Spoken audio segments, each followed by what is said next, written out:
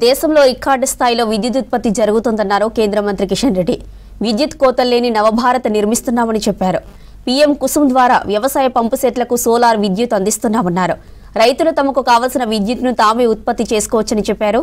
PM Surya Ghar స్కీమ్తో నివాసాలకు సౌర విద్యుత్ అందిస్తున్నామన్నారు కిషన్ రెడ్డి.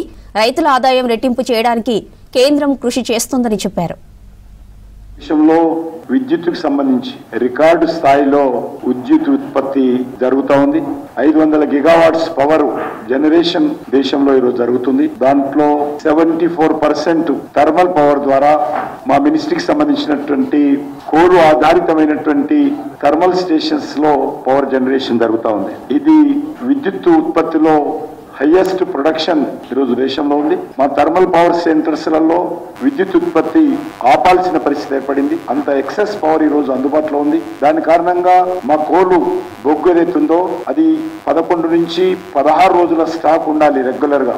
కేంద్ర ప్రభుత్వము మనకందరికీ తెలుసు పీఎం కుసుమ్ అనేటువంటి స్కీమ్ ద్వారా రైతుల వ్యవసాయ పంపు సెట్లలో కూడా సోలార్ పంపు సెట్లు పెట్టాలనేటువంటి స్కీమ్ తీసుకురావడం జరిగింది. దీని కారణంగా మారుమూల ప్రాంతాల్లో ఉన్నటువంటి రైతులు చాలా పెద్ద ఎత్తున పోల్స్ వేసుకొని వైరింగ్ చేసుకొని ట్రాన్స్ఫార్మ్ చేయాల్సినటువంటి ఇబ్బంది ఉండదు, ఖర్చు ఉండదు. చిన్న చిన్న రైతులు కూడా చిన్న కమతాలు కూడా ఐసోలేటెడ్ ఏరియాలో ఉన్నప్పుడు ప్రభుత్వము అక్కడికి కరెంట్ కి సంబంధించినటువంటి పోల్స్ ఇన్స్టాలేషన్ గానీ ట్రాన్స్ఫార్మ్ గానీ చాలా ఇబ్బందిగా ఉంటుందనే ఉద్దేశంతో ఈరోజు పీఎం కుసుమ్ స్కీమ్ కింద రైతే రాజు విద్యుత్తులో ఆయన కావలసినటువంటి విద్యుత్ ఆయనే ఉత్పత్తి చేసుకోవడము, ఏ అధికారి మీద గానీ ఏ ప్రభుత్వం మీద గానీ ఆధారపడాల్సినటువంటి అవసరం లేకుండా ఈరోజు విద్యుత్ ఉత్పత్తి చేసుకోవచ్చు. అదే విధంగా గృహ అవసరాలకు వాణిజ్య అవసరాలకు మనకందరికి తెలుసు చాలా పెద్ద ఎత్తున పీఎం సూర్యఘర్ యోజన ఇది కూడా చాలా అద్భుతంగా జరుగుతూ ఉంది.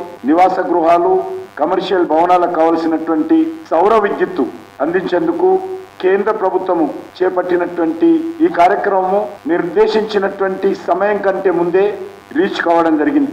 ఇది గొప్ప విజయం. కేంద్ర ప్రభుత్వం చేపట్టినటువంటి అనేక పథకాలలో భాగంగా ఇదొక పథకం కూడా సక్సెస్ఫుల్ గా ఈరోజు